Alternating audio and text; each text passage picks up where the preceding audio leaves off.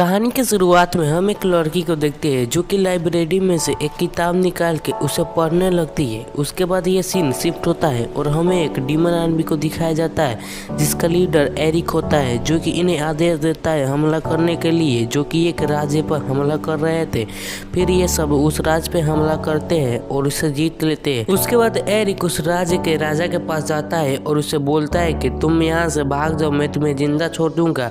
लेकिन वो राजा इससे मना कर देता है और इससे लड़ने के लिए तैयार हो जाता है। जिसके बाद एरिक अपने जादुई शक्तियों से एक ही सेकंड में उस राजा को हरा देता है और उसे अपने घुटनों पर ला देता है। उसके बाद वहाँ पे एरिक का मैनेजर आता है जिससे एरिक बोलता है कि तुम इस राजा का इलाज करो और उन लोगों का भी जो युद्ध में घायल हुए हैं। जिसपे एरिक का मैनेजर चौंक जाता है, लेकिन एरिक के कहने पर वो बात मान लेता है और सबका इलाज करवाने के लिए चला जाता है। तब सीन शिफ्ट होता है और हम एक लड़की को देखते हैं जो ये सब अपने एक जादुई गोले में देख रही होती है। और ये लड़की डीमन लॉर्ड की खास सर्वेंट होती है और एरिक पर डीमन लॉर्ड के लिए नजर रखे होती है। तभी एरिक वहाँ पे एक खास तरह का वेरियर बनाता है और वो अपना मास्क उतारता है तो हमें मालूम चलता है कि एरिक कोई डीमन नहीं है, वो एक इंसान है। फिर वहाँ से सीन शिफ्ट होता है और हम एक डीमन को देखते हैं जिसके पास एक बहुत छोटा बच्चा पड़ा होता है और वो डीमन उस बच्चे को पाल पोस के बड़ा करता है। फिर वो डीमन उस बच्चे को एक मास्क देता है और उसे बोलता है कि तुम्हें इस मास्क को कभी मत उतारना है, नहीं तो तुम्हें डीमन लॉर्ड मार डालेंगे।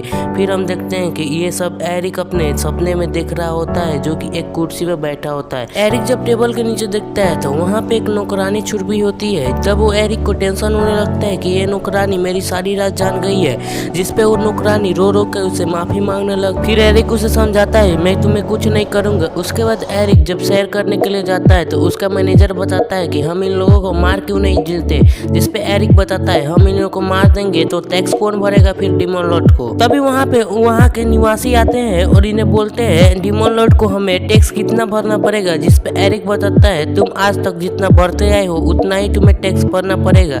जो बात सुन के ये लोग बहुत ज्यादा खुश हो जाते हैं, लेकिन एरिक बताता है तुम्हें टाइम पर टैक्स भरना पड़ेगा, नहीं तो तुम्हारे साथ बुरा भी हो सकता है। उसके बाद एरिक के पास कुछ होने लगता है। उसके बाद एरिक वहाँ से टेलीपोर्ट कर देता है एक अजीब से जगह पे जहाँ पे उसके पीछे एक अजीब सा डीमन खड़ा होता है। लेकिन एरिक उसे एक ही झटके में उस डीमन को हरा देता है। जिसके बाद वही डीमन लॉर्ड की खास लड़की उसके पास आती है और उसे बताती है कि तुम्हें डीमन लॉर्ड से मिलने जाना है, इसीलिए मैंने तुम्हें यहाँ पे बुलाया है। जिसकी बात सुन के एरिक की बुरी तरह फट जाती है क्योंकि एरिक आज तक डीमन लॉर्ड से कभी मिला नहीं है, ना ही उसकी कभी शक्ल देखी है। जिसके बाद वो लड़की एरिक के पास आती है और उसे अपने साथ टेलीपोर्ट करती है। तभी वहाँ से सीन शिफ्ट होता है और हम कासल में देखते हैं वही मेड जो सोई होती है उठती है और वहाँ से जाने की कोशिश करती है। लेकिन वहाँ पे एरिक ने एक इनविजिबल बैरियर बनाया होता है जिसके कारण वो वहाँ से नहीं जा पाती। जिसके बाद उस मेड की नजर डाइनिंग टेबल पर पड़ती है जहाँ पे कुछ रसगुल्ले रखे होते हैं। वहाँ पे एक नोट भी रखा होता है जिस नोट में लिखा था इसे खाओ और वहीं पे रहो। और उसके बाद वो मेड एक रसगुल्ले को टेस्ट करती है जो उसे इतना स्वादिष्ट लगता है कि वो एक ही सेकेंड में सारे रसगुल्ले खा जाती है। उसके बाद हम डीमन लॉर्ड के कासल को देखते हैं जो कि अजीब से जगह पे होता है और वहाँ पे बिजली भी चमक रही होती है जहाँ पे वो लड़की और एरिक टेलीपोर्ट हुए होते हैं। और इस लड़की को एरिक की पूरी सच्चाई मालूम होती है कि ये एक इंसान है और ये डीमन नहीं है।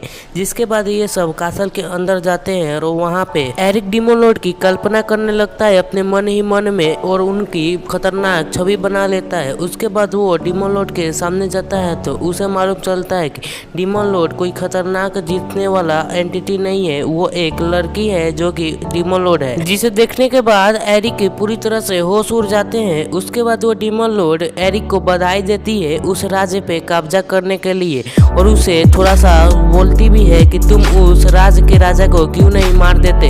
जिसपे एरिक सोचता है कि काश मैंने उस राजा को सबके सामने मार दिया होता तो मेरी आज यहाँ पे ऐसी बेइज्जती नहीं होती। जिसके बाद वो डीमन लॉर्ड एरिक के सामने टेलीपोर्ट करती है और उसे बताती है कि इस बार तुमने अच्छा काम किया पर अगली बार मैं तुम्हारे मास्क के पीछे की चेहरा देखना पसंद करूंगी। उसके बाद वो डीमन लॉर्ड वहाँ से चली जाती है। जिसके बाद एरिक बहुत ज्यादा घबरा जाता है क्योंकि डीमन लॉर्ड ने बोला था कि मैं अगली बार तुम्हारे मास्क के पीछे का चेहरा देखना चाहूंगी।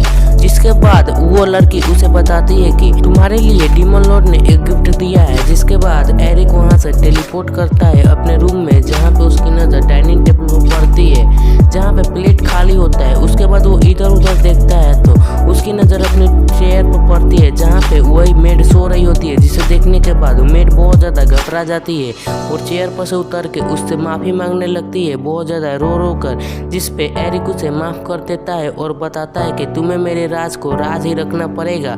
उसके बाद वो लड़की मान जाती है और एरिक से चिपक जाती है। उसके बाद एरिक इस राज का दौरा करने लगता है। तभी उसका मैनेजर बताता है कि तुम इस राज के अब शासक बन चुके हैं। दरअसल डीमन लॉर्ड ने एरिक को इस राज का अब शासक बना दिया है और इसका गिफ्ट यही है। और उसे वो लड़की बताती है कि तुम्हें इस राज का शासक बना दिया गया है और तुम्हें अगले राज को कब्जा करना है और उसके तुरंत बाद तुम्हें उसमें से दुगुना कर भी वसूल करना है। जिसके सुनने के बाद एरिक बहुत ज़्यादा गुस्सा हो जाता है कि मैंने अभी अभी तो एक राज पे कब्जा किया है और अभी अभी मेरे को दूसरा राज पे भी कब्जा करना पड़ेगा। जिसके बाद एरिक अपनी सेना को तैयार करने लगता है और एरिक का प्लान होता है डीमंस के साथ साथ इंसानों का भी इस युद्ध में साथ लेना पड़ेगा। और उसके बाद वो इंसानों को और डीमंस को एक साथ काम करने के लिए बोलता है और वो सब एक साथ काम करने लगता है। जिसके बाद ये एपिसोड यहीं पे ख़त्म होता है। तो आपको ये एपिसोड कैसा लगा ये कमेंट में बताओ। बाकी लाइक एंड सब्सक्राइब जरूर से कर दो।